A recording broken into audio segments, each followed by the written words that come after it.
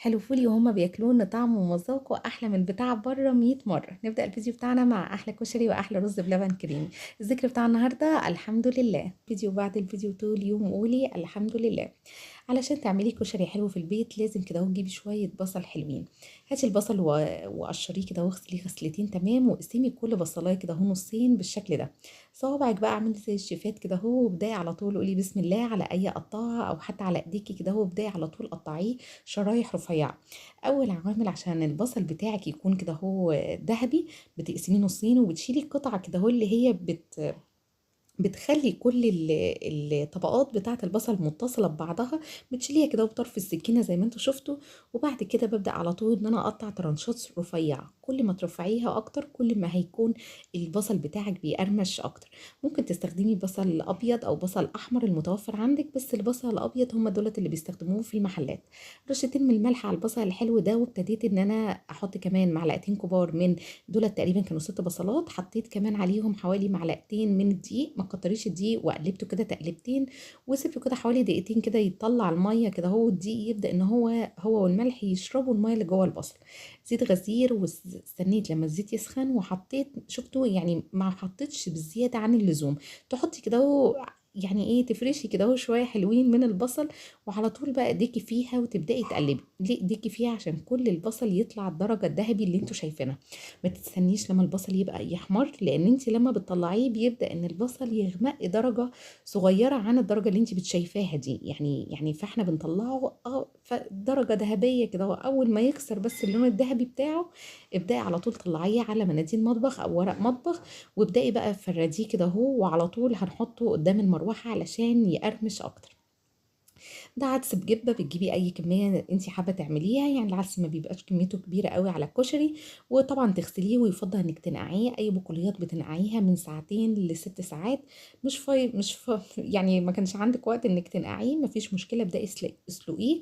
وبعد ما يتسلق كده هو في مية بس، هنبدأ على طول ان احنا نصفيه ونديله شطفتين كده حلوين ونغسله تحت المية. هنا بقى ميه بتغلي على النار، بص بقى البصل والله يا جماعه مقرمش جدا، لونه ذهبي كميه كبيره. هو ده الورد التمام او البصل التمام اللي هيحلي لي الكشري.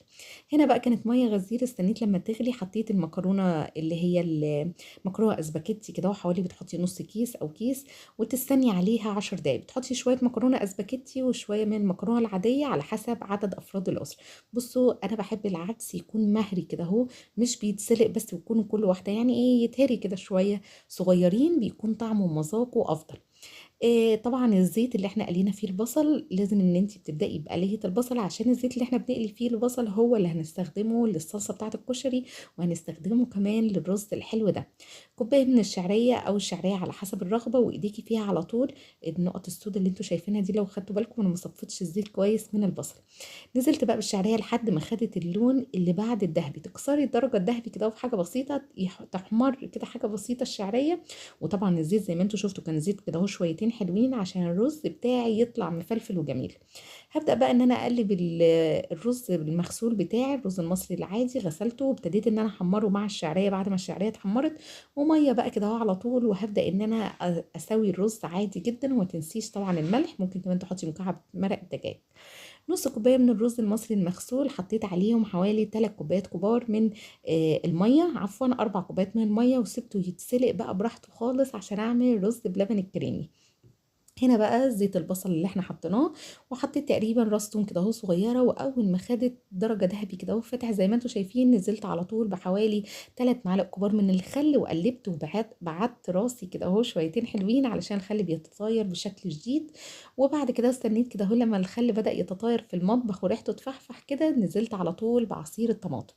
طبعا نزلت بمكعبين مرق الدجاج، ولسه بقى هقول لكم هنعمل ايه تاني. هنا بقى وهي بتتسبك الصلصه كده اهو قبل ما تغلي، هبدا على طول اعمل الشطه، شويه من زيت البصل اللي احنا حطيناه، وحطيت بقى شويه من الفلفل الاحمر او هرسه الشطه، وشويه من الشطه حمرتهم في الزيت. ملح وفلفل اسود وكمون وكزبره، الكمون بيكون اقل حاجه، والكزبره، واخر حاجه حطيناها شويه من الصلصه الحلوه دي. الصلصه الحلوه دي نفس البهارات، ممكن حطيت كمان شويه صغيرين من بهارات السبعه حوالي نص معلقه. هسيبها بقى تتسبك تمام. تتسبك دي يعني كل سوائل تطوف كده، كل الدهون تطلع كده على الطرف، على الوش عفوا، والصلصه نفسها تبدا تقل. بص بقى الرز منطور، اللهم بارك قد ايه. تعرفي ان الرز بتاعك منطور كده وجميل، ان هو مش بيبقى ملتصق خالص. بصي عامل ازاي، مش ملتصق خالص بالمعلقه بتاعته. والله يا جماعه كان احلى كشري كلت، اللهم لك الحمد.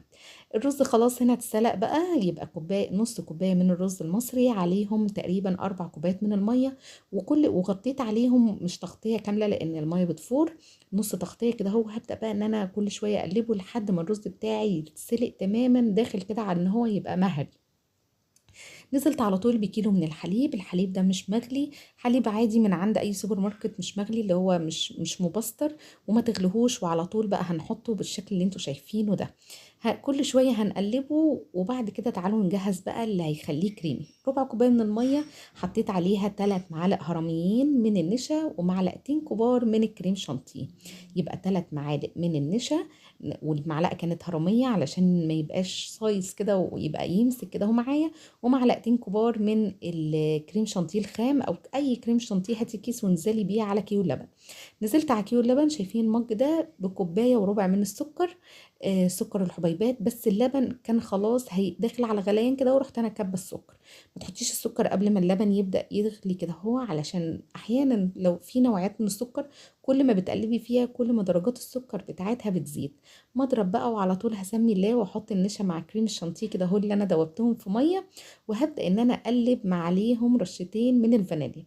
تعالى اقول لكم الشطه كمان انا عملتها ازاي كده اهو. شوفوا القوام عامل ازاي، بصوا والله يا جماعه كان فوق الرهيب، كريمي جدا. دي رشه فانيليا صغيره، لازم يغلي. اي حاجه فيها نشا لازم تغلي، لان النشا ليها درجه سوا معينه. لو انتي ما خليتيش النشا بتاعك يغلي في الرز بلبن، الرز هيكون في الاول متماسك، وبعد كده على تاني يوم هتلاقيه على طول بدأ ان هو يبقى ميه كده، يعني ايه، يتحرك كده ويبقى بايظ وما يبقاش تمام. بصوا بقى شكله، اللهم بارك. احط شويه بقى في العلبه البلاستيك دي واغطيها واخبيها ليا ومحدش ياكلها. لما انت هتغطي بقى الرز بلبن لما يبرد كده، وابداي غطيه بستريتش او باي حاجه، هيبدا انه يكشكش وياخد بقى الوش المكرمش اللي انتوا بتحبوه. هنا بقى شوحت كده تشويحه ايه، سنه بسيطه، كده اهو نص راس من التوم او 10 فصوص من التوم. ونزلت على طول بربع كوبايه من الخل، وعليها ليمونتين وكوبايه من الميه وملح وكمون، وادي بصوا الرز بقى وجماله. ادي الاكل بتاعنا، اللهم لك الحمد. كان كشري كده اهو. بصوا لون الرز جميل، واللهم بارك. شويه مكرونه بقى مسلوقه. طبعا بعد ما بسلق المكرونه لازم تحطيها على طول في مصفى، وتديها بقى شطفه سريعه كده. ودي بقى الورد للورد، شوفوا مقرمش جدا، طعمه جميل. والله يا جماعه الكاميرا ظالمه شكل الطبق الرهيب ده. هنا بقى حطيت دي طبق الدقه ودي طبق الشطه. يا رب تكونوا ركزتوا في الشطه. بتشوحي بتحمري الشطه او هرسه الشطه كويس في الزيت، وتروحي حاطه عليها من الصلصه اللي احنا حطيناها، وشويه بهارات حلوين من اللي قلبك يحبهم. شكرا ليكم، ما تنسيش اللايك ولا الذكر. الحمد لله.